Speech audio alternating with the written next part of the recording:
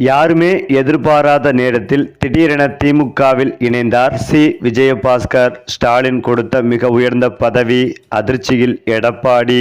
அதாவது மாறி வரும் அரசியல் சூழ்நிலையில் கொள்கைகளும் கோட்பாடுகளும் வெறும் தேர்தல் காலம் முழுக்களுமாகவே மட்டுமே சுருங்கி போய்விட்டன என்பதற்கு தற்போதைய தமிழக அரசியல் நகர்வுகள் மிகச்சிறந்த சான்றுகளாக விளங்கி வருகின்றன.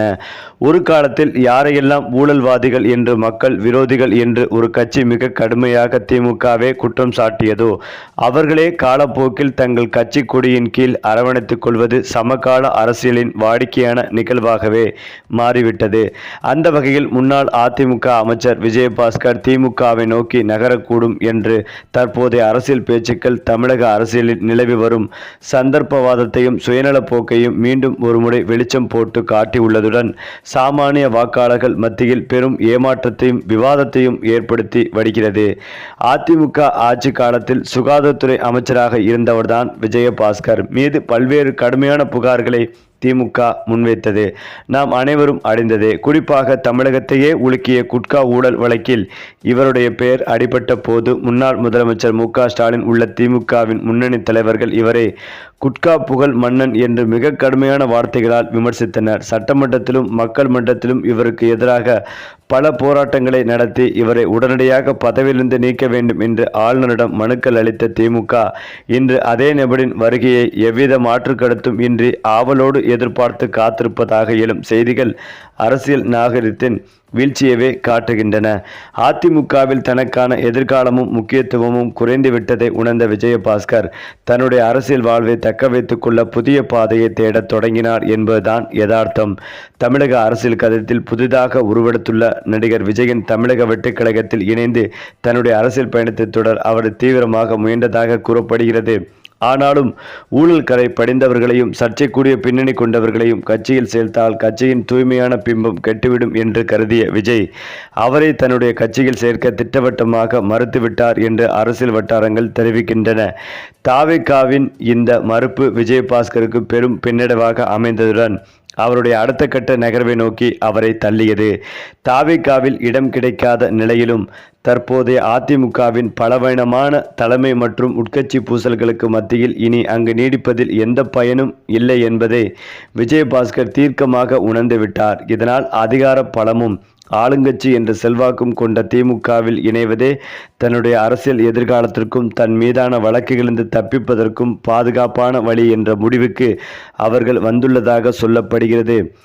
கொள்கை ரீதியாக தங்களை எதிர்த்தவர்களை எதிர்த்தவர்களையும் கூட தங்களுக்கு சாதகமாக பயன்படுத்தி கொள்ள துடிக்கும் திமுகவின் தலைமை முந்தைய தங்களின் கடுமையான விமர்சனங்களை எல்லாம் மறந்துவிட்டு இவரை தரைவழித்து அது மட்டுமில்லாமல் 21 எம்எல்ஏக்களில் வி சண்முகம் விஜயபாஸ்கர் பேரும் இருக்கிறது. ஆனால் இந்த 2 பேர் மட்டும்தான் இன்னமும் எடப்பாடி பழனிசாமியை நேரில் சந்தித்து பேசாதவர்கள்.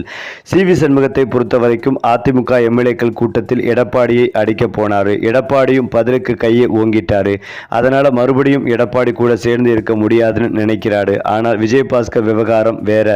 எலெக்ஷனுக்கு முன்னாடியே ரொம்பவே நெருக்கடி கொடுத்து நாம தான் ஆட்சி அமைப்போம், நம்ம ஆட்சியில் உங்களுக்கு ரொம்பவே பவர்ஃபுல்லான அமைச்சர் பதவி தரேன்னு சொல்லி அதிகமான தேர்தல் நிதியை வாங்கிட்டாராம் எடப்பாடி. ஆனால் கள நிலவரம் கலைபரானதால் எடப்பாடி மேலே செம்ம கோபமும் அதிருப்தியும் இருக்கிறார் விஜயபாஸ்கர். அதனால் எடப்பாடியை விஜயபாஸ்கர் போய் பார்க்கலையாம். இது மட்டுமில்லாமல் எந்த ஒரு முடிவையும் சொல்லாமலே வி சண்முகம் விஜயபாஸ்கரும் வாக்காளர்களுக்கு நன்றி தெரிவிக்கிறோம்னு கிளம்பிட்டாங்க. அதோடு தன்னோட ஆதரவாளர்கள் விஜயபாஸ்கர் தொடர்ந்து ஆலோசனை நடத்தினார். அப்போ நான் எம்ஜிஆர் ஜெயலலிதா வழியில் பயணிக்கிறேன், எங்களுடைய தொகுதி மக்கள் அவர்களின் உணர்வு எனக்கு ரொம்ப ரொம்ப முக்கியம், நம்பிக்கையோடு வாக்களித்த அந்த மக்களிடையே கருத்துக்கள் ரொம்ப முக்கியம்னு சொல்லிக்கிட்டு இருந்தாங்க. இப்போ விஜயபாஸ்கர் அடுத்த கட்டத்திற்கு நகர்ந்திருக்கிறாராம்.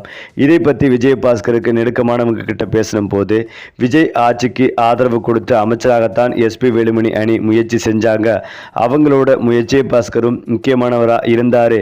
எஸ்பி வேலுமணி அணி குராடாவாக விஜயபாஸ்கரை தான் பரிந்துரை செஞ்சாங்க. ஆனால் இப்போ எல்லாமே நிலைமை தலைகீடாயிடுச்சு. அதிமுக எம்எல்ஏ இருந்துக்கிட்டு விஜய் கேபினெட்டில் அமைச்சர் முடியாதுங்கிறது உறுதியாகிடுச்சு. சரி, அடுத்து என்ன? ஏற்கனவே 4 எம்எல்ஏக்கள் ராஜினாமா செஞ்சுட்டு தாவேகால இணைஞ்சிட்டாங்க. அதே மாதிரி நாமும் முடிவெடுக்கலாமா என்று ஆலோசனை நடத்தினார் விஜயபாஸ்கர். ஆனால் விஜயபாஸ்கரை தாவேகாவில் சேர்க்க கூடாதுன்னு சில அமைச்சர்கள் உட்பட புதுக்கோட்டை தாவேகா டீம் ரொம்பவே முட்டுக்கட்டையாக இருக்குது.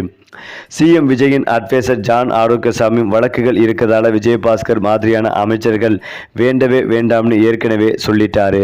அதனால தாவேகா பக்கம் விஜயபாஸ்கர் போகவே முடியாத நிலைமை வந்துருச்சு. இந்த சூழ்நிலையில் தான் சில முடிவுகளை எடுக்க வேண்டிய கட்டாயத்தில் இருக்கிறார். ஆமாங்க, இப்போதைக்கு விஜயபாஸ்கர் இருக்கிற ஒரே ஆப்ஷன் திமுக தான். விஜயபாஸ்கர் திமுக பக்கம் போகணும் இப்பதான் முடிவு எடுக்கிறான்னு நினைக்காதீங்க. 2021 திமுக ஆட்சி அமைச்சப்பவே அதுக்கான மூவ்களை விஜயபாஸ்கர் எடுத்தாரு. ஆனால் அது ஒர்க் அவுட் ஆகல. இப்போ எலெக்ஷன் முடிஞ்ச பிறகு வந்த ரிப்போர்ட்டுகளை பார்க்கும் போது அதிமுகவால் ஜெயிக்க முடியாது, அதிமுக ஆட்சி அமைக்க முடியாதுன்னு யூகிச்சார் விஜயபாஸ்கர். அதே நேரத்தில் திமுகவில் சேர்ந்து உடனே அமைச்சர் பதவி கொடுப்பாங்கன்னு தெரியாது. ஆனால் ஒரு 5 வருஷம் திமுகவில் உழைச்சா அடுத்த திமுக ஆட்சி அமைக்கும், நிச்சயம் அமைச்சராக முடியும். நமக்கு தான் வயசு இருக்கேன்னு தொலைநோக்கு ஸ்கெட்சு போட்டு தான் ஒவ்வொரு ஸ்டெப்பாக மூவ் செஞ்சிருக்காரு விஜயபாஸ்கர். எலெக்ஷன் ஓட்டுப்பதிவு முடிஞ்ச பிறகு ஸ்டாலின் கொடைக்கானலில் ஓய்வு எடுத்துட்டு இருந்தாரு இல்லையா, அங்கேயே திமுக மறுபடியும் ஆட்சிக்கு வந்துடும்னு நம்பிக்கையோட புதிய அமைச்சரவை பட்டியலும் கூட ரெடி செஞ்சுட்டு இருந்தாங்க. அப்போ கொடைக்கானலில் இருந்த ஸ்டாலினை சந்திக்க போனார் அனிதா ராதாகிருஷ்ணன். அனிதா ராதாகிருஷ்ணன் லைனில் போய் ஸ்டாலின் கிட்ட பேசின விஜயபாஸ்கர், அண்ணே நான் திமுகவுக்கு வளர்ந்தலாம்னு இருக்கேன், சில பல காரணங்களையும் சொன்னார். எல்லாத்தையும் கேட்டுக்கிட்ட ஸ்டாலின் பார்க்கலாம்னு மட்டும் சொல்லியிருந்தார். ஆனால் எலெக்ஷன் ரிசல்ட் தான் பெரும் பிரளயத்தை உருவாக்கிடுச்சு. அதனால தான் தாவேகா பக்கம் மூவ் செஞ்சாரு. அதுதான் இப்போ ஃபெயிலியர் ஆகிடுச்சுன்னு சொல்றாங்க. விஜயபாஸ்கரை தாவேகா கலட்டி விட்டதால் திமுக பக்கம் வருவேன் தான் முன்னாள் அமைச்சர் ரகுபதி ரொம்பவே காட்டமாக அவரை விமர்சிச்சாரு. விஜயபாஸ்கரை ஸ்டாலின் திமுகவில் சேர்க்க மாட்டார், அவரை பக்கத்தில் கூட அணுகவிட மாட்டார் ஸ்டாலின். விஜயபாஸ்கரை அதிமுகவும் தாவேகாவும் புறக்கணித்து விட்டன. நடு ரோட்டில் அனாதை போல் நிற்கிறார் விஜயபாஸ்கர் என்றெல்லாம். ஆனால் அது முழுக்க முழுக்க வதந்தி. இதை பற்றி ஸ்டாலினுக்கு நெருக்கமான வட்டாரத்தில் விசாரித்த போதுதான் தெரிய வந்தது. அனிதா ராதாகிருஷ்ணன் மூலமாக விஜயபாஸ்கர் மறுபடியும் ஸ்டாலின் கிட்ட மூவ் செஞ்சார். அதே நேரத்தில் தனக்கு ரொம்பவே எதிர்பார்க்கிற ரகுபதி மெய்யநாதையும் சில மூலமாக சமாதானப்படுத்தினார். ஒவ்வொரு முட்டுக்கட்டையும் கிளியர் செஞ்சதால் விஜயபாஸ்கர் திமுகவில் சேர்வது உறுதியாகிடுச்சு. ஸ்டாலின் சைடில் இருந்தும் சிக்னல் கொடுத்தாச்சு. விஜயபாஸ்கர் எம்எல்ஏ பதவியோடு திமுகவில் சேர முடியாது, அப்படி சேர்ந்தால் தகுதி நிறுத்தம் செஞ்சிருவாங்க. அதனால் எம்எல்ஏ பதவியை ராஜினாமா செஞ்சுட்டு திமுகவில் சேர இருக்கிறார். அப்படி பதவியை ராஜினாமா செஞ்சுட்டு வர்ற தனக்கு கட்சியில் முக்கிய பதவி வேணும்னு கேட்கிறார். அதை பற்றியும் ஸ்டாலின் ஆலோசனை நடத்திருக்காரு. விஜயபாஸ்கர் ஜெயிச்ச விராலிமலை தொகுதி திமுகவோட புதுக்கோட்டை வடக்கு மாவட்டத்தில் வருது. இங்கே மாவட்ட செயலாளர் இருக்கிறவர் செல்லப்பாண்டியன். இந்த எலெக்ஷனில் விஜயபாஸ்கரை எதிர்த்து செல்லப்பாண்டியன் தான் போட்டியிட்டார். ஆனால் மாவட்ட செயலாளர் செல்லப்பாண்டியன் 3வது இடத்துக்கு தான் வர முடிந்தது. ஆனால் விஜயபாஸ்கர் 1,05,773 வாக்குகள் வித்தியாசத்தில் வெற்றி பெற்றார். இப்போ விஜயபாஸ்கரை திமுகவில் வர்றதால மாவட்ட செயலாளர் பொறுப்பிலிருந்து செல்லப்பாண்டியனை கலற்றிவிட்டு விஜயபாஸ்கரை மாவட்ட செயலாளராக நியமிக்கலாம் என்று ஸ்டாலின் முடிவெடுத்திருக்கிறார். இதனால் விரைவில் விஜயபாஸ்கர் அவர்கள் அண்ணா அறிவாலயம் சென்று ஸ்டாலின் முன்னிலையில் திமுகவில் இணைவார் என்றும் எதிர்பார்க்கப்பட்டு வருகிறது. இந்த தகவல் அதிமுக தலைமையான எடப்பாடி அவர்களையே பேரதிர்ச்சி அடைய வைத்து வருகிறது. சரி, இப்போ நீங்கள் சொல்லுங்கள், திமுகவில் இணைந்த விஜயபாஸ்கர் பற்றிய உங்களுடைய கருத்துக்களையும் உங்கள் கமெண்ட்டில் சொல்லுங்கள். மேலும் இந்த வீடியோ உங்களுக்கு பிடித்திருந்தால் லைக் பண்ணுங்கள், ஷேர் பண்ணுங்கள், மறக்காமல் நம்முடைய சேனலை சப்ஸ்கிரைப் பண்ணிக்கங்க.